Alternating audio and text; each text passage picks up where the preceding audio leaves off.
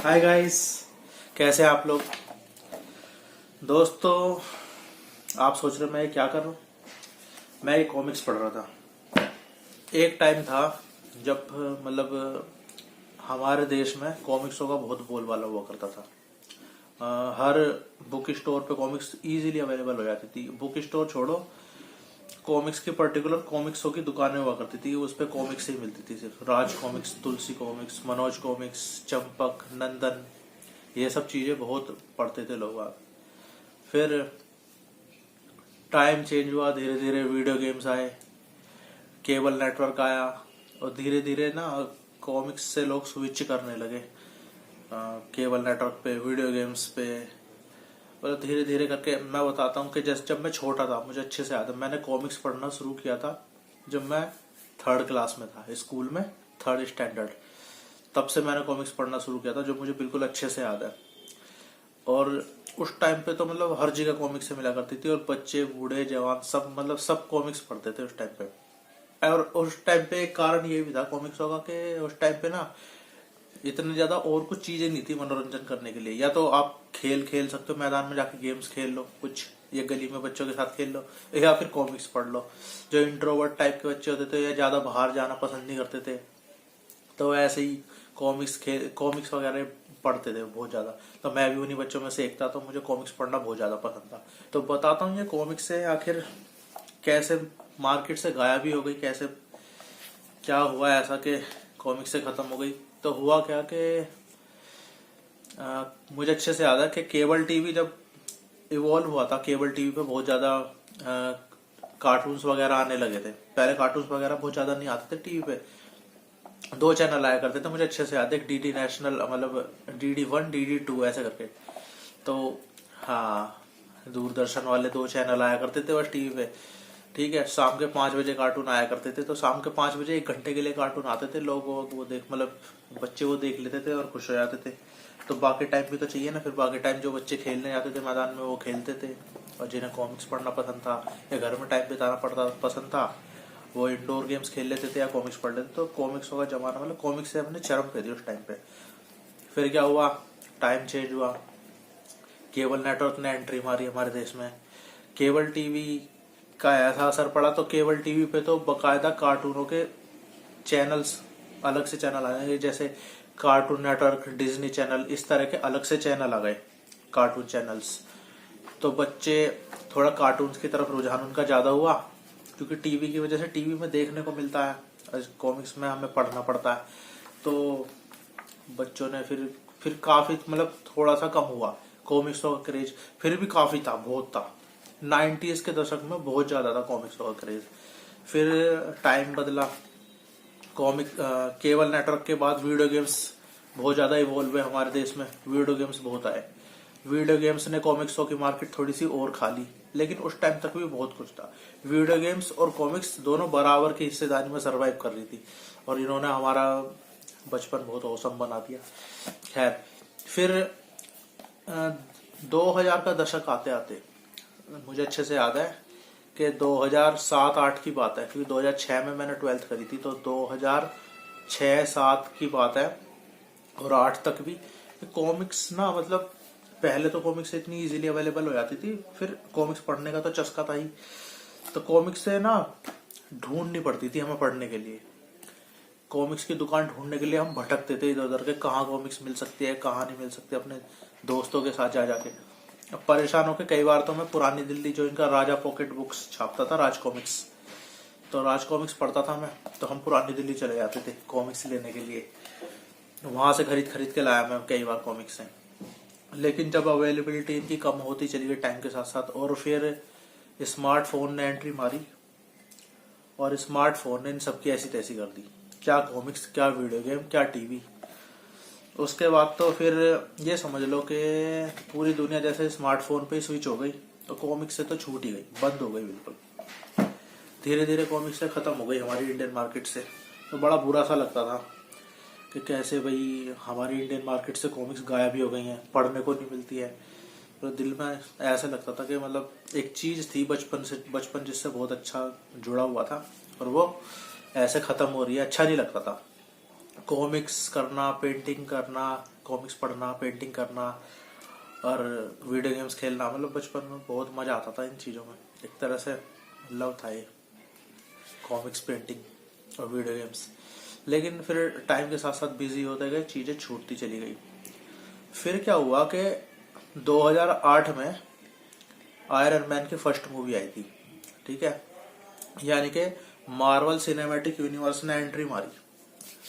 उसके बाद धीरे धीरे जो कॉमिक्सों का जोन जो है इवोल्व हुआ। क्यों, कैसे इवोल्व हुआ कि मैं देख रहा हूँ कि पिछले कुछ टाइम में इंडियन मार्केट में कॉमिक्स से फिर से इवोल्व हो रही है और बहुत अच्छा लगा ये देख के। और इसका पूरा पूरा श्रेय जाता है मार्वल को और डीसी को। मार्वल को तो खास तौर से, क्योंकि 2008 में जो आयरन मैन की मूवी आई थी उसके बाद से लोगों में सुपर हीरो का क्रेज बढ़ा। और फिर मार्वल्स ने अपने बहुत सारे सुपर हीरोज लॉन्च करे और मार्वल ने मतलब सुपर हीरो का एक जोन जो है वापस क्रिएट कर दिया पूरी दुनिया में। और सुपर हीरोज की वजह से अब जो कॉमिक्स से जो फैंस, अब मैं बताता हूँ, कॉमिक्स के फैन दो तरीके के होते हैं। दो तरीके के फैन है आज के टाइम में कॉमिक्स के। पहले फैंस तो वो हैं मेरे जैसे, जो मतलब पुराने टाइम से कॉमिक्स पढ़ रहे हैं, बचपन से कॉमिक्स लवर्स है। और जो बाकी जो दूसरे कॉमिक्स फैंस हैं, जो दूसरे तरीके के, जो दूसरा टाइप है, वो ये है जो एमसीयू मार्वल्स की मूवीज देख देख के कॉमिक्स के फैन बने। वो कैसे कि उन्होंने मार्वल मूवीज देखी, हल्क, थोर, ठीक है ना, डीसी की सुपरमैन, बैटमैन, ये सब इनकी मूवीज देखी और वो सुपर हीरो फैन बन गए। और सुपर हीरो फैन जब वो बन गए, तो जब हम किसी के फैन बन जाते हैं ना, तो उसके बारे में जानने की इच्छा अपनी जागती है कि भाई आखिर इनका ओरिजिन क्या है, कहाँ से है, कैसे है। तो उन लोगों को पता लगा कि जो फिल्में बन रही हैं एक्चुअल में सारे कॉमिक्स के कैरेक्टर थे पहले से, तो उन्होंने कॉमिक्स पढ़नी शुरू करी। तो इस तरीके से ना कॉमिक्स का फिर से मार्केट इवॉल्व हुआ इंडिया में। और देख रहा हूँ मैं पिछले कुछ टाइम से कि कॉमिक्स की मार्केट इवॉल्व हो रही है इंडिया में। और ये देख के मतलब बहुत अच्छा लगा, सुकून सा मिलता है दिल को कि कॉमिक्स से वापस आ रही है। और इसमें भी और ज्यादा सुकून सा तब मुझे मिला जब मैंने देखा यूट्यूब पे पिछले कुछ टाइम में काफी सारे यूट्यूब चैनल उभर के आए हैं, काफी सारे यूट्यूब चैनल्स निकल के आ रहे हैं कि जो कॉमिक्स के बारे में बात करते हैं, सुपर हीरोज के बारे में बात करते हैं। और ये चीजें मतलब बिल्कुल मिसिंग थी। ऐसे लगता था मतलब एक टाइम था, हमारा टाइम था, हमारे बचपन में, उस टाइम पे अगर कोई कॉमिक्स पढ़ रहा है, वीडियो गेम खेल रहा है ना, तो उसे ऐसा मानते थे कि बच्चा समझ लो बिगड़ गया। हाँ, मतलब अच्छी चीज नहीं मानते थे, पता नहीं क्यों नहीं मानते थे, समझ नहीं आया। चलो वो टाइम अलग था, ये टाइम अलग है। अब ये देखो, जैसे कि हमारे देश में बहुत था कॉमिक्सों का क्रेज। आज के टाइम में जैसे जापान और अमेरिका ने कॉमिक्स से अपनी छोड़ी नहीं, और कॉमिक्स की मार्केट बहुत जबरदस्त मार्केट है अमेरिका और जापान में, और आज भी बहुत अच्छे से वहां की कॉमिक्स से सरवाइव कर रही है। जबकि हमारे यहाँ पे बहुत अच्छी कॉमिक्स हुआ करती थी और वो सरवाइव नहीं कर पाई।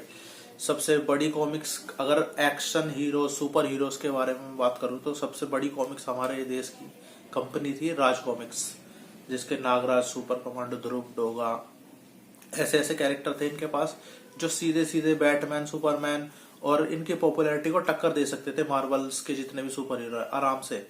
लेकिन हुआ क्या कि इंडियन मार्केट इन चीजों को साथ लेके नहीं चल पाई, पता नहीं क्यों। न ही किसी फिल्म मेकर ने कभी भी ध्यान दिया इन चीजों की तरफ। जैसे कि विदेशों में होता है कि जो विदेशी कैरेक्टर्स है, जितने भी डीसी मार्वल के कैरेक्टर है, ये इतने फेमस क्यों है?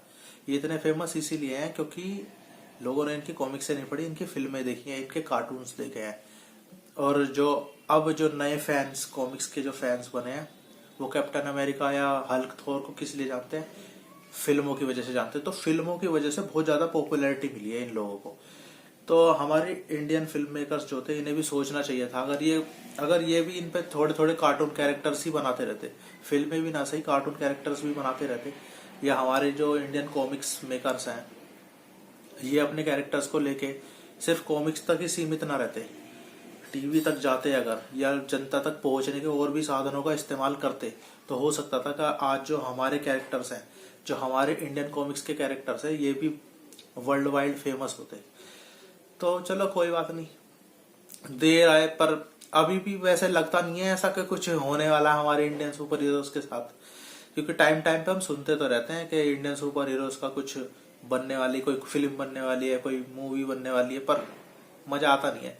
एक दो बार राज कॉमिक्स ने बहुत पहले कोशिश की थी, एक नागराज की एक मूवी टाइप बनाई थी छोटी सी, उसमें सोनू सूद ने कैरेक्टर प्ले किया था नागराज का। मतलब सोनू सूद का देखो आज कितना नाम है, उस टाइम पे शायद सोनू सूद को कोई जानता भी नहीं होगा।